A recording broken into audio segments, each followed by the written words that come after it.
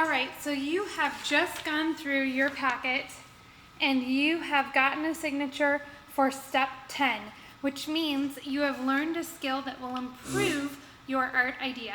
And now you've been asked to go learn about a type of vocabulary that will improve your idea.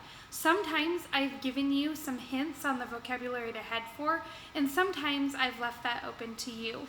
If I have given you the hints on what vocabulary to look up, it is written for you here on step 11. Then, whether I gave you the vocabulary or not, you're going to want to come and look at this big wall here, full of all of the principles and elements of design. These are basically the art tricks that artists use to make a quality piece of art. The thing that you need to realize is any word that is in blue is an element, and an element is like a cooking ingredient. It's the same as flour, sugar, eggs. Essentially, by themselves, they are nothing. It is not until you combine them together and use them to make a principle that you are then actually creating with an art concept. Then inside all of these concepts are many, many additional vocabulary concepts and words and skills. Some of you are at the very basic level, and so you'll just hit the surface, and others of you are at a deeper level. The deeper you can go with this content, the higher your grade becomes. You know, if you just plop your ideas right in the center of the page, that really reduces the skill of you to apply and learn, and so it limits your grade. So it's important that you're really trying to stretch the concept. Once I give you those terms, you find those terms, you're going to want to take a brief overview of looking at the poster. What things can you notice that make this concept different from the other concepts?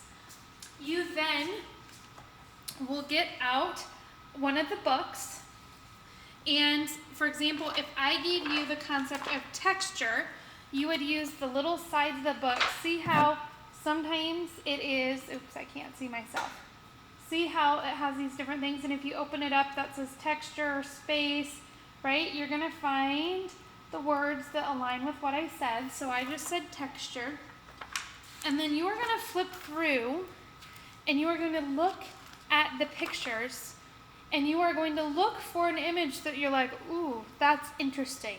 And when you respond with that's interesting, you're going to read and learn what is on the page. You are then going to think about, how could I apply this to my ideas and my piece that I've already started to work on to make it better. The other thing that I recommend doing is actually going to the internet and typing in texture in art, or pattern in art, or movement in art. There you will have access to videos, you will have access to writing, you will have access to visuals. You want to front load as much knowledge and ideas as possible, and then you need to start sketching. And this time, so if I go back here, you have, let's see, you've been given vocab words, you have researched them and checked on them, and you've figured out, how am I going to improve my idea? And now I'm creating a new sketch, a new and improved composition.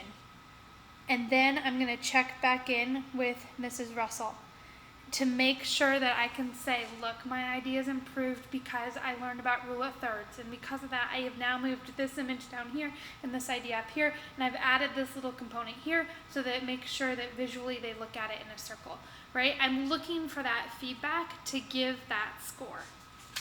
Once you've done that check-in, you're going to come back to me and we will watch the next video on how to fill out the calendar and do the self-assessment.